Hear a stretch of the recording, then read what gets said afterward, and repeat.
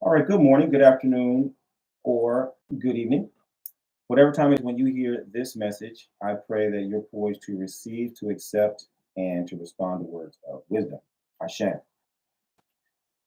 Something that I've noticed in my work in the community as especially as an Ifa priest is that people come to Ifa oftentimes when there's some kind of a rift or a dispute or discrepancy between themselves and other people. It could be between lovers, it could be between siblings, between friends, whatever the case may be. There's some kind of a rupture in the relationship, and that is one of the driving forces that sends people to Ifa.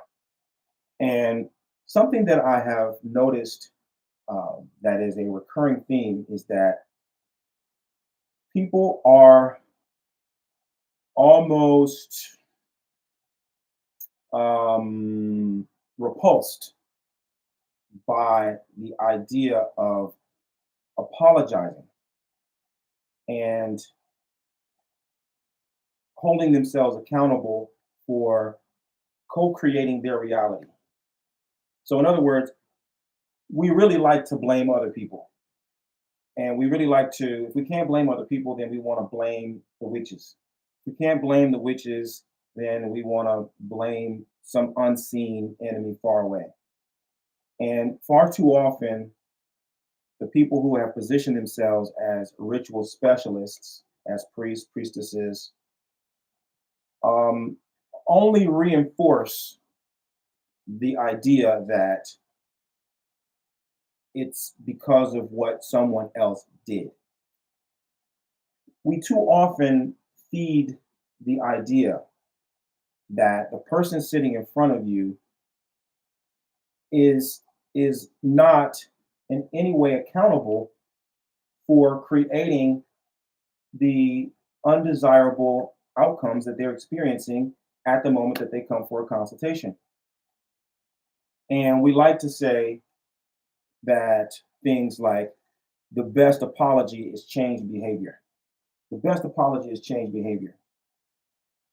And while that is true, it would make us most happy, right? To see a person stop doing the things that we find offensive, or to stop doing the things that cramp our style, or stop doing the things that hurt our feelings.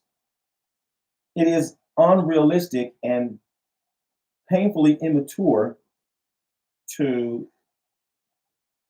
pretend that the only apology that is acceptable is when someone actually changes. They fully change. They don't do this anymore. They don't talk like this anymore, right? And let me help you put this in check for yourself. Have you ever changed? Have you ever purposefully, deliberately chosen an area of activity in your life where you said, I am going to change. I'm going to stop eating meat. I'm going to stop drinking alcohol. I'm going to stop eating sugar. I'm going to stop uh, frivolous spending. I'm going to stop arguing with people. Have you ever changed by your own volition? You just chose for one reason or another. You said, no more of this. I'm going to stop. And I don't mean you stopped it for a week or for a couple of weeks. I mean, you adopted a new habit and a new lifestyle. You look back and you say, I don't do that anymore. Have you ever changed? I guarantee you that you did not just wake up one day and say, I am not going to eat meat anymore. And then from that day onward, you just stopped eating meat. That's not human nature. That defies all the laws of human change and transformation. Never happened in anyone's life. I guarantee you. Now, the reason why that matters is because you got to understand that change is a process. Change is a process.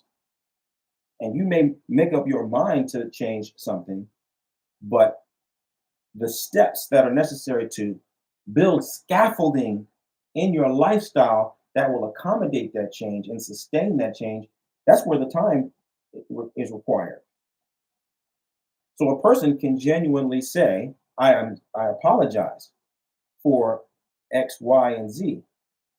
But what is going to be necessary for me to now change my behavior so that no matter what happens, I am only going to behave this way and I'm not going to behave that way? That's going to take time, right? So if you've actually undergone change yourself, then you understand that.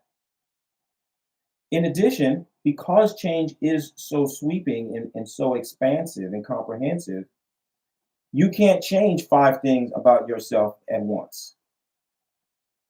You can't change 10 things about yourself at once, not and make it a sustainable change.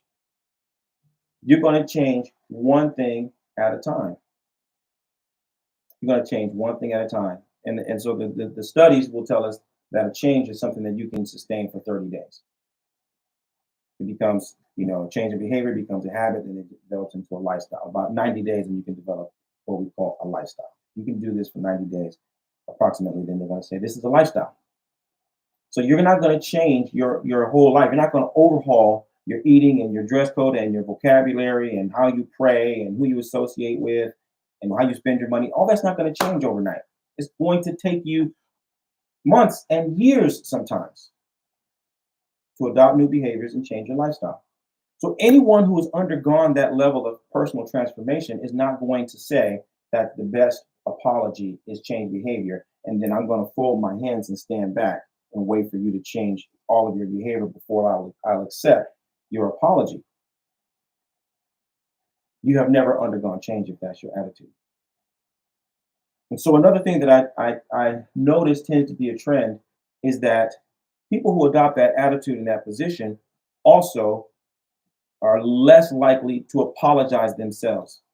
So what ends up happening, the dynamic is that lots of us are holding other people hostage and justifying a certain attitude toward that person on the grounds that they haven't changed, right?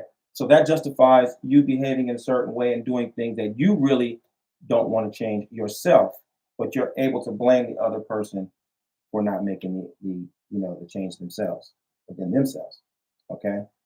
And so I want to emphasize this very strongly, particularly within the ranks of Orisha devotees, because what we're doing is we're polluting the well of our social environment by refusing to accept people's apologies. Because what ends up happening is that we ourselves refuse to apologize, and then we refuse to support one another. See, when a person says, I apologize, then and you accept their apology, what it does is it creates an opportunity for you to partner with that person. Okay, you said that you're apologizing. Let's define what that looks like. Okay, you're not going to spend up all the money. You're not going to get drunk and say wild things, right? So now let's make an agreement between ourselves that instead of doing the thing that is bad for us or is bad for you, you're going to do this, and I'm going to be your partner in that. I'm going to work with you on that. I'm going to agree to be with you and hold you accountable for not doing that behavior or for doing a different behavior. And whenever there's a discrepancy, whenever you slip, whenever you make a mistake, you can come to me and you can talk to me. And I'm not going to condemn you. I'm not going to browbeat you. I'm not going to shame you. I'm not going to blame you. I'm going to find out, hey, what happened? Why did you slip? What was the setup? Oh, okay. Now we can start to work together to rebuild. That's what happens when you accept someone's apology before they have completely revamped their behavior. And if you reciprocate. When you support my transformation, I can therefore support your transformation. Now we have within our culture right? A way of doing things and interacting with one another that makes it okay for people to make mistakes because everyone makes mistakes. We're all human. We're all trying to transform multiple dimensions and facets of our lives simultaneously. So we show one another grace. We show one another empathy. We show one another compassion while we hold one another accountable for the things that we say we want to accomplish. While we hold one another accountable for being the kinds of people that we say we want to be. We partner with one another, right? So, this is something that's super important for all of us to take into consideration and to adopt, quite honestly. I want to urge you to adopt this perspective and this attitude and this way of doing things, especially for the leaders. Especially for the leaders. If you're a leader and you're someone who's ready, willing, and able to improve the world through positive influence, this process of being able to apologize, accept people's apology, and partner with people in supporting those apologies and change behavior, this is a positive influence. If that appeals to you and that's how you want to live and that's how the kind of energy you want to perpetuate in your circle of influence, I want you to find out how Obafemi Origunwa and the Orisha Lifestyle Academy can help you take your practice and your life to the next level. Visit me at obafemio.com or orishalifestyle.com.